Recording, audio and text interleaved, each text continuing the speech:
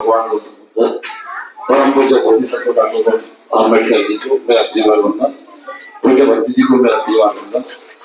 आप आज यहाँ अनागारिक धम्मपाल जी का 161वीं जयंती मनाने के लिए उपस्थित हुए हैं।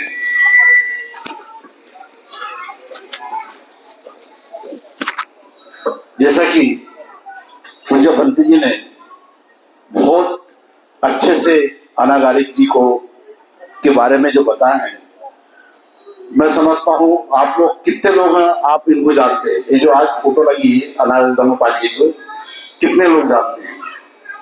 मैं समझता हूँ बहुत कम लोग जानते होंगे। यहाँ कुछ जो बिहार में आते हैं वो तो जानते हैं। जब भारत में बुद्ध धम्म विलुप्ति की ओर अग्रसर था, मतलब खत्म ही हुआ था लगभग, जैसा कि सांची का स्तूप हो गया, हमारे महाबोधि महाविहार हो गया, ये सारे बेकार हो गए थे, खस्ता हाल थे बिल्कुल, अर्थात बुद्ध धर्म की पतन की ओर था। उस समय अनागारिक धम्मपाल जी जो श्रीलंकाई नागरिक है, आपको याद होगा कि सम्राट अशोक की पुत्री जब पहली बार यहाँ से बौद्ध गया से बोधि वृक्ष श्रीलंका लेके गए थे, तो श्रीलंका में इतना बड़ा प्रभाव पड़ा कि पूरा राष्ट्र बौद्धमय हुआ। अर्थात बुद्ध के प्रति जो भावना हमारे मन में जितनी है उससे कहीं ज्यादा अधिक श्रीलंका के नागरिकों में थी।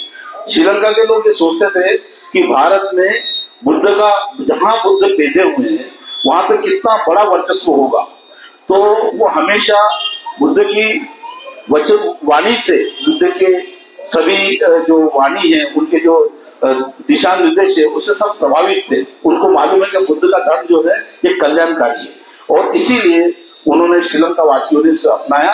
और वो चाहते थे जी हम भारत में जाएंगे क्योंकि उस मिट्टी को एक दफा हम माथे से लगाएंगे। तो जब पहली बार अनागारिक धम्मपाल जी भारत में आए और उन्होंने यहाँ की जो व्यथा देखी, उनको बहुत दुख हुआ, वो रोए भी थे। उन्होंने इतना प्रयास किया, उन्होंने संकल्प लिया अब मैं अपना पूरा जीवन बुद्ध धर्म के लिए ही समर्पित करूंगा। और उन्होंने ये संकल्प लिया कि मैं उसके उत्थान के लिए मुझे जो भी करना पड़े मैं करूंगा। और उन्होंने वास्तव में अंतिम क्षण तक उन्होंने बुद्ध धर्म के ही लिए पूरा कार्य किया।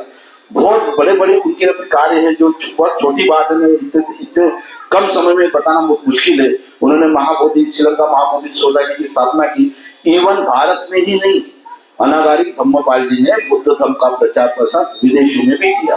काफी देशों में वो इस बुद्ध धर्म को लेके गए, और उनका हम ये कह सकते हैं कि बुद्ध धर्म का पुनर्जीवित करने में अनागारिक धम्मपाल जी की अहम भूमिका है। आज जो हम बुद्ध धर्म को मानते हैं, जानते हैं, हम पूजा पाठ करते हैं, उसमें सबसे बहुत बड़ा हाथ अनागारिक धम्मपाल जी का। वो भी हमारे लिए बहुत महान व्यक्तित्व रखते हैं, और अंतिम चरणों में वो भिक्षु भी बने। और उन्होंने अंतिम सांस इंडिया में, भारत में ही लिया। वो श्रीलंका नहीं थे, केवल बुद्ध धर्म का प्रचार प्रसार करते रहे, पूरे विदेशों का भ्रमण। सबसे पहला चेन्नई में खोला था उन्होंने, तो पहले कलकत्ता में खोला, उसके बाद चेन्नई में कार्यालय खोला था। और आज के तारीख में श्रीलंका महाबोधि सोसाइटी बहुत आगे है, और उन्होंने जो नींव रखे गए, आज उस नींव की वजह से हम बुद्ध धर्म को अच्छे से जानने लगे, पहचानने लगे। आपको भंते जी ने बहुत ही सरलता पूर्वक, मुझसे भी ज्यादा, उनको तो पूरी तारीखें तक मालूम है, याद है उनको, उन्होंने आपको समझाया। मैं समझता हूँ आप सबको समझ में आया होगा। मैं बहुत बहुत धन्यवाद देता हूँ आप सिद्धार्थ बुद्ध विहार वालों को, सभी यहाँ के जो कार्यकर्ता हैं, इनके अध्यक्ष महोदय वगैरह, इन्होंने जो कम से कम समय में इतना अच्छा आयोजन किया है और हमको यहाँ बुलाया है। इसी प्रकार आगे भी हम कार्यक्रम करते रहे। हमारे जितने भी जो भी हमारे बुद्ध धर्म के लिए जिन्होंने जो जो सेवाएं की हैं, उनको हमेशा याद करना चाहिए। जैसे आज पेरियार जी का भी जन्म दिवस है, वो भी हमारे लिए बहुत महान है, क्योंकि उन्होंने भी बुद्ध धर्म के लिए काफी कुछ किया है।